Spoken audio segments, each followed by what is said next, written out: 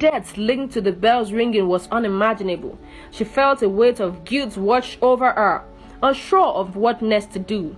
The pastor's expectant gaze prompted her to share her story. "I bought the bell with my own money," she began, her voice shaking slightly.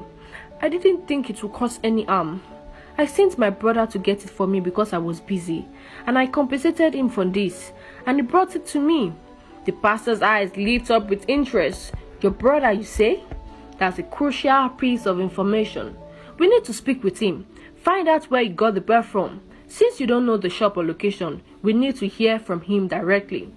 Without hesitation, the pastor instructed Maria to call her brother to come to the church immediately. "Don't tell him why you need to see him," the pastor added, his tone firm but measured.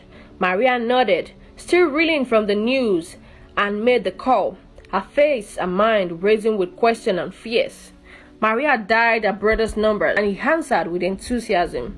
"Sister, it's great to hear from you. Do you have another task for me?" Maria hesitated for a moment before responding. "Actually, I was thinking we could meet at the church for a prayer session. Our pastor will be there, and I think it would be beneficial for us to receive some guidance and blessings together." Jimmy seemed less than enthused. "A prayer session? Can't it wait? I'm kind of busy."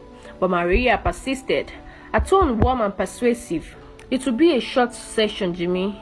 I really want you to be here with me. It will be a great opportunity for us to spend some quality time together and seek some spiritual guidance." After a brief pause, Jimmy relented. "All right, I'll come.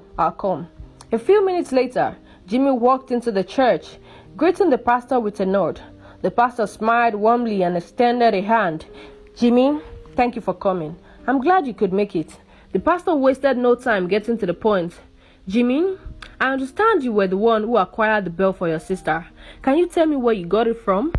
Jimmy's eyes widened in surprise as the pastor asked about the bell's origin.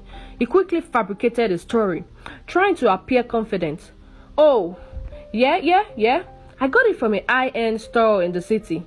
They had a whole collection of antique bells, and I thought this one would be perfect for my sister's donation." The pastor nodded thoughtfully, but Jimmy could sense a hint of skepticism behind his eyes. "I see," the pastor said. "Well, I think it would be helpful if we could visit the store together. Sometimes there's more to an object than meets the eyes." Jimmy's heart sank. He knew he had made up the story about the store, and he had no idea how to get out of this situation. He needed to come up with a plan, and fast, to avoid revealing the truth about the bell's mysterious origins. Panic began to set in as he realized he was trapped in his own lie. Jimmy knew he needed to devise a plan quickly. He told the pastor and Maria that the store where he bought the bell was closed for the weekend, but he promised to take them there the following week. The pastor and Maria seemed to accept his explanation, and they parted ways. However, as they drove home, Maria questioned Jimmy's story. "Jimmy, are you really sure about what you are saying? I can read your expressions. Are you sure there's nothing else attached to this bell?" Jimmy grew defensive, his anger rising. "Sister, what do you mean? I told you and the pastor that I got it from the store. Just wait until the next week, and I'll take you both there. All these accusations will be over." Maria apologized, explaining that her curiosity stemmed from the pastor's revelation about the 4 deaths linked to the bells ringing.